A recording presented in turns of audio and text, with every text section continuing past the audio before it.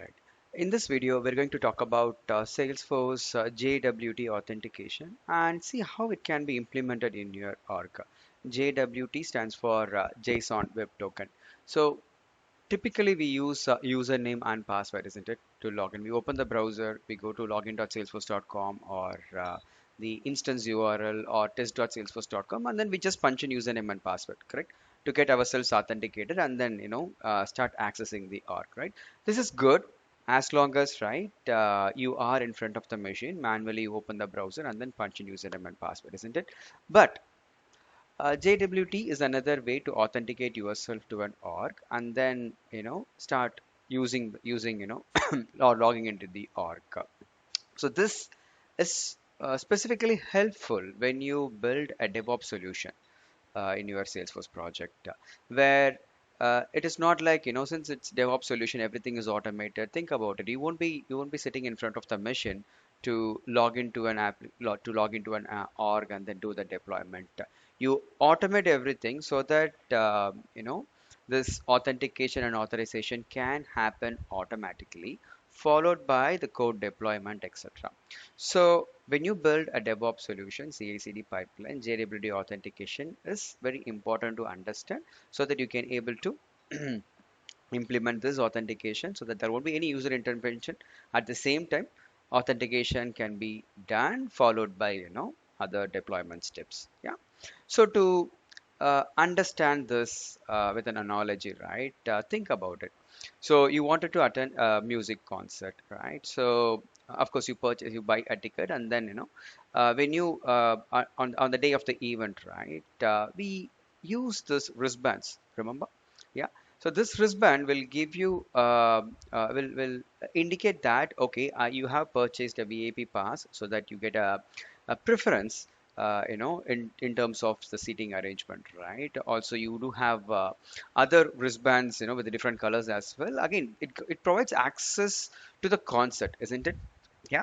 So basically, this wristband is equal to your, JWT authentication. So just like how wristbands, can help you to, gain access to a event, to gain access to Salesforce. Yeah. So we are going to create something called, we are going to create a connected app. So a connected app, in our analogy, you can relate this connected app, to a wristband. Yeah. So just like how a wristband can help you to gain access to an event, correct? So this connected app, it's going to help me to authenticate myself to an org so that I can able to log in and then I can do the code deployment or retrieve data, put data, whatever I want to do, right? So we're going to create a connected app. Yeah, that's the main thing. And when you create a connected app, we wanted to configure in such a way that it is robust enough and only only the right folks can able to use connected app and then authenticate themselves. So for which additional security we use digital signature, which is nothing but we have to create a digital certificate. We'll talk about that. So the thing is, we have to create a connected app, and then instead of using username and password, we will use a digital certificate. Yeah. So these are the things we will do in this video. Yeah, we will learn. We will do JWT authentication step by step, and then we will use OpenSSL, to generate a digital certificate because we're not going to use a username and password. Yeah, we will create a connected app, we'll configure the right settings, and then finally we will use JWT token to authenticate to an org, which we will do it using SFDX commands. Yeah, and in case if we run into any issues, we will also try to debug the problem and then find the solution to it.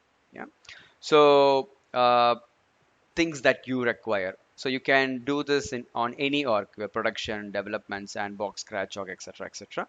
And you need an external tool to create a digital certificate. So I'm going to use OpenSSL to create a self-signed certificate. You may use MakeCert, another tool, or you may use another online tools that helps you to create a self-signed certificate.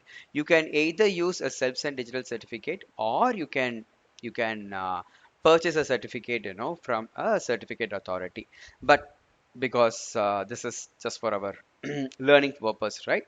So it is okay to create a self-signed certificate instead of just paying to a CA and then purchase a certificate. Yeah, let's create a self-signed certificate using OpenSSL. And high level, these are the steps involved. So I'll be using OpenSSL to create a digital certificate. Then we will create a connected app and then attach the digital certificate created in step 1. And then we will just set appropriate policies and configurations, etc. Once that is done, from the connected app, we will be getting the consumer secret and consumer key. And using that, we will use the right SFDX command to authenticate ourselves to the org. Yeah, that's what we're going to do it.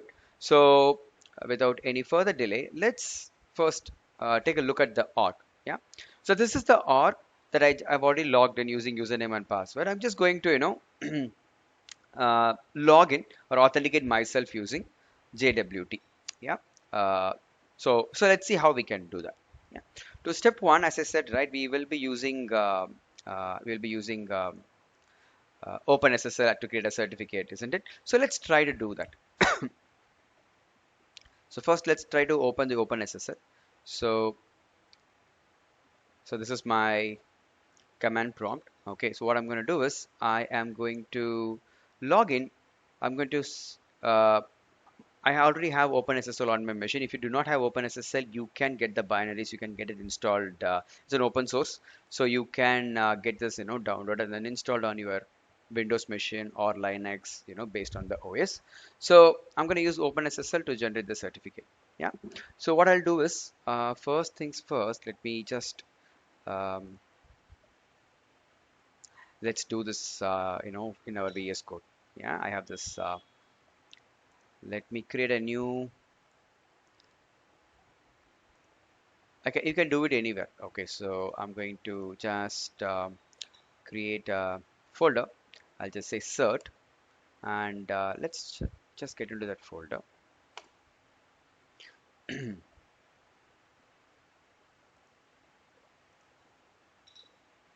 cd cert. So I'm just right now into this folder. So the first command that I'm going to use the OpenSSL is this.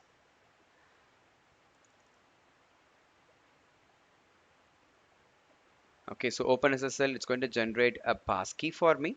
Okay, so you can just set any password that you like. Okay, I've just given SomePassword.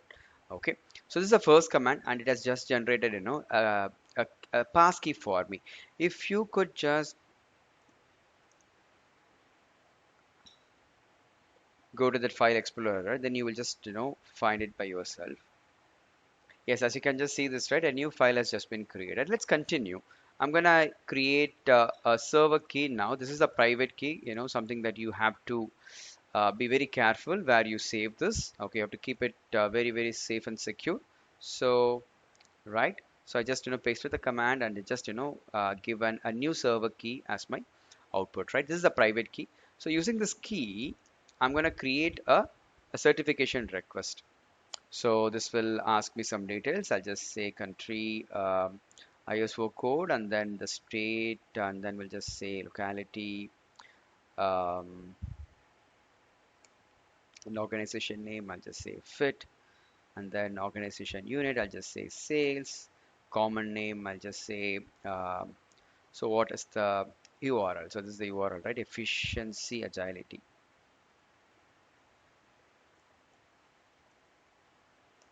Email address. I'll leave it blank. Challenge password. Leave it. I'll give a password.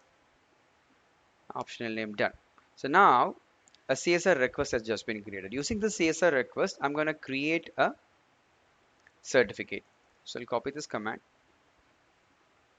And now you got the certificate created. That's all we need. So this is the certificate which we are going to map in the connected app. So the step 1 is completed. We managed to use OpenSSL with just 4 commands. We managed to create a certificate file, and we do have the server.key, which is the private key. Yeah. So now it is time to move to the next step, which is connected app. Let's go to the org and let's try to create a connected app. I go to app manager and let's click on connected app.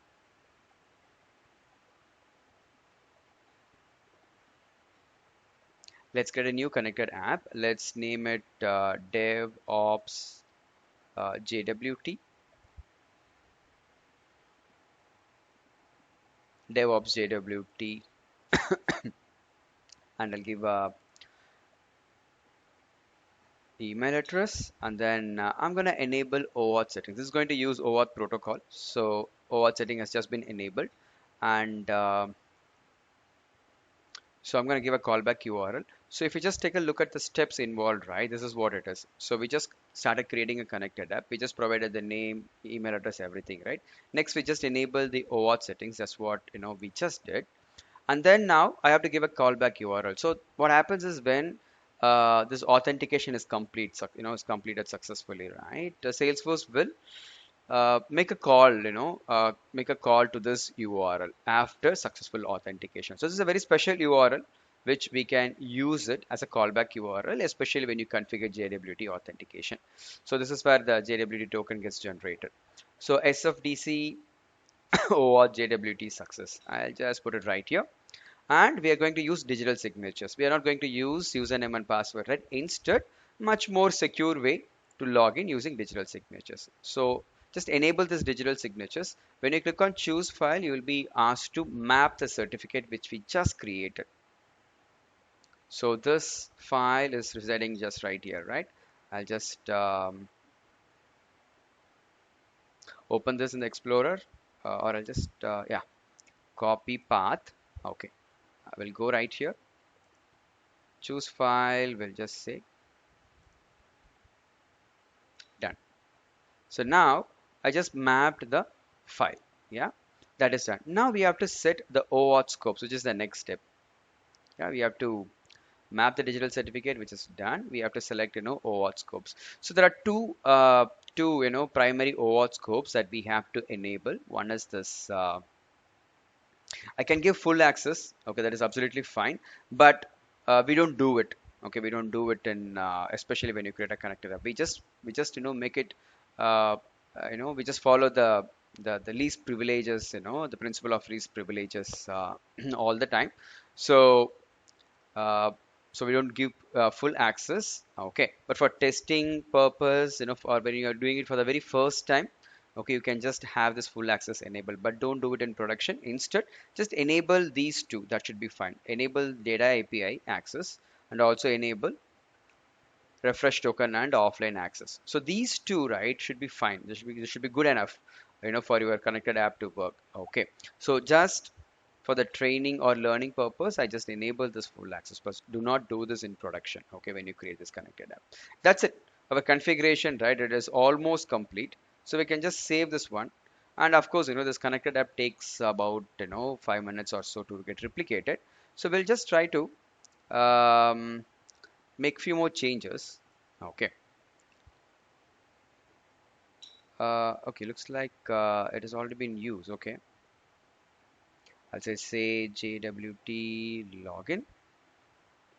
Now let's save and then see DevOps JWT login.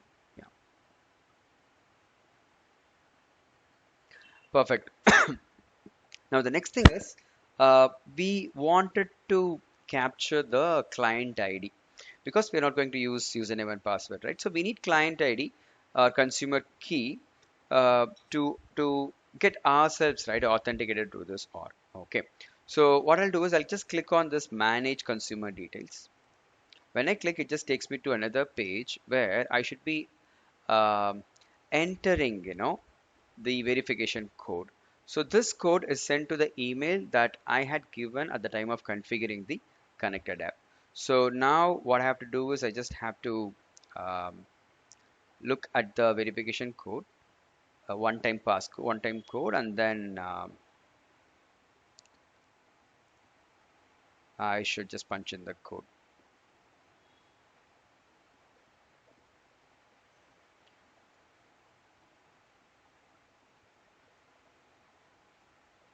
Perfect. So now this is done, and this is what we have to, secure. Consumer key.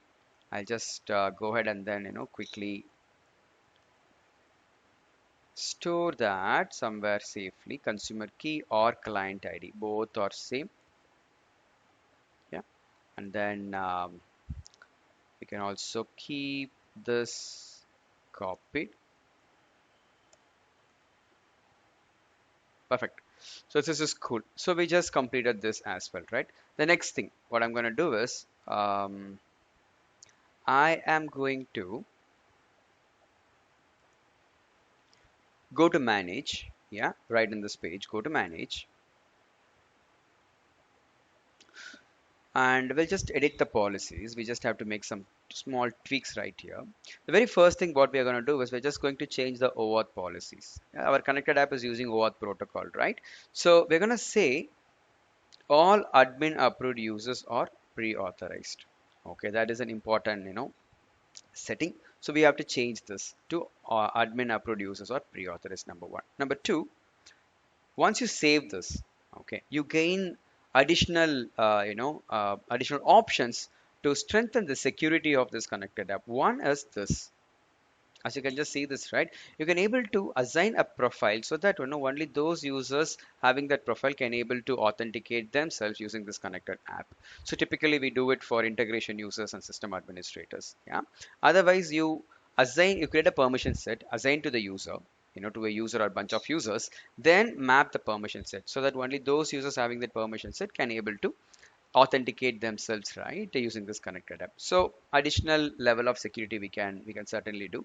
What I'll do is I'll just do it for system administrators. Okay, so now any user having the system administrator profile can able to use this connected app and then authenticate themselves to the org. Okay, so I'll go here, and now let me first go to users. So I do have a system administrator. Okay, one system administrator. I'll just copy this particular username. So this is the username that I'm going to use to authenticate, through this JWT. Okay, so this is my system administrator, right? System admin. Okay, perfect. I think we just have all the things, that are needed to make it work. So we did create certificates. We did create this a connected app. We managed to change the OAuth scope. We managed to change the policies. Everything is done, right? Now it is time to start creating SFDX command that will help us to get ourselves, login or authenticate ourselves into the to the org. So we do have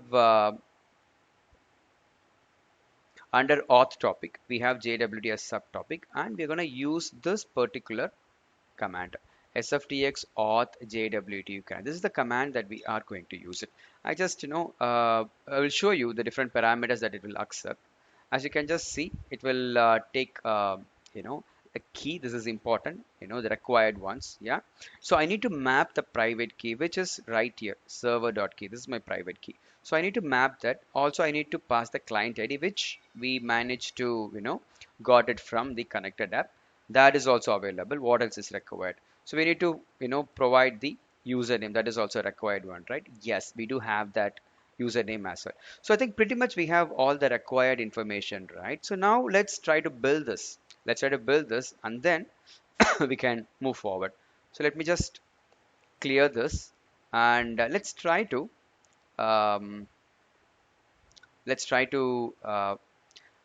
build that command outside. So it is SFDX force JWT grant. Yeah. So hyphen client ID, isn't it? So that's the one, I believe. Let's take a quick look. Yes, hyphen client ID is this. Yeah, client ID. So we have to pass the client ID. I'll just copy this client ID and then put it right here. Number one. Number two, the key, isn't it? Hyphen JWT. I'll copy this one, or I'll just say hyphen F, the key file, right? JWT key file. Yeah. So which is this? I'll copy the relative path for now. That's it. So the key is also mapped.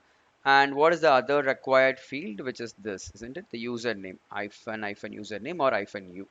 So we'll just pass the u hyphen u, and this is the username, correct? So this is cool. And let's give an alias name, hyphen a. We'll just say efficiency JWT efficiency org JWT, or we'll just say efficiency org. I'll say JWT as well. Okay, JWT login. So efficiency or JWT, fine. And the last one is we can also make use of this instance URL. Okay, we can just give the actual URL of the org. So in this case, if I go here, this is the URL, right? Efficiency hyphen agility, etc., etc. So instead of just copying this URL, what you can do is you have to use the URL from my domain.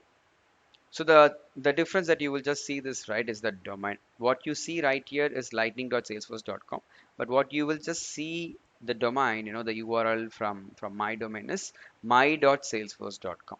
Okay, not lightning.sales, it is my.salesforce.com. I'm going to use this one. Okay, so instance URL, I'll just say https double slash. So this is important. Okay, sometimes it won't work if you use uh, the direct URL right from the browser. Okay, so try to get the URL from the domain settings. Okay, that's it.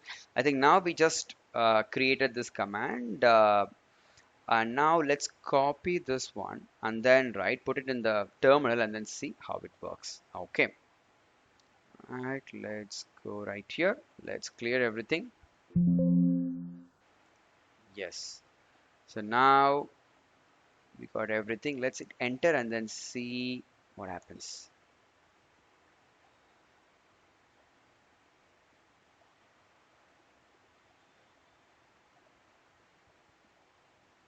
Okay, looks like I just picked the wrong topic. It is not SFDX force, it is SFDX auth JWT grant. So let me just correct that one. Auth JWT grant. Now let's hit enter. Just wait for this to complete.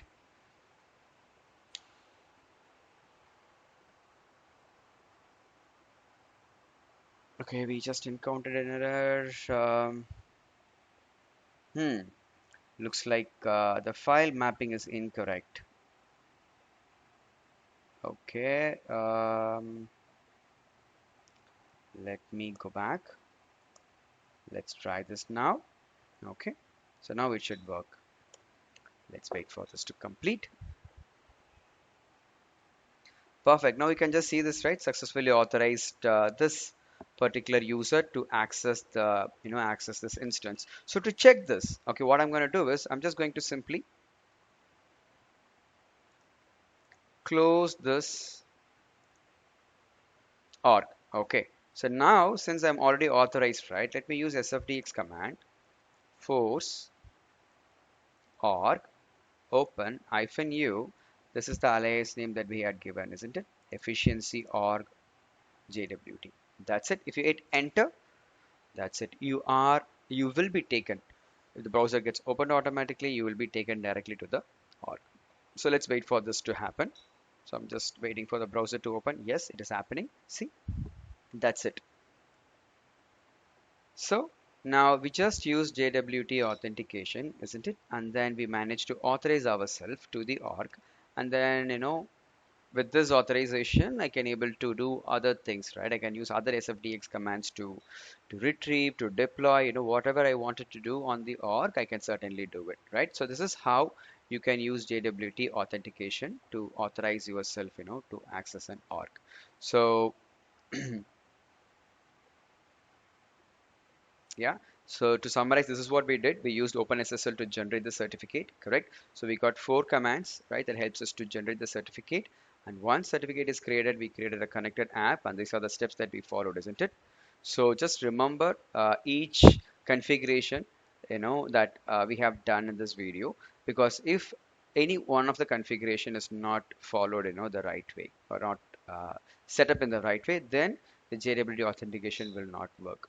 Okay, so that's why the configuration settings are important.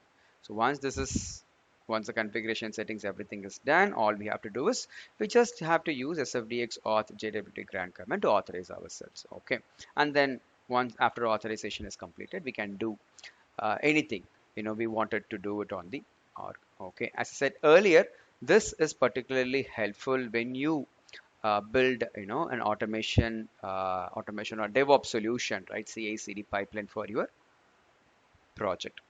Yeah. So that's it. I hope this was helpful. I'll see you in the next video. Thank you.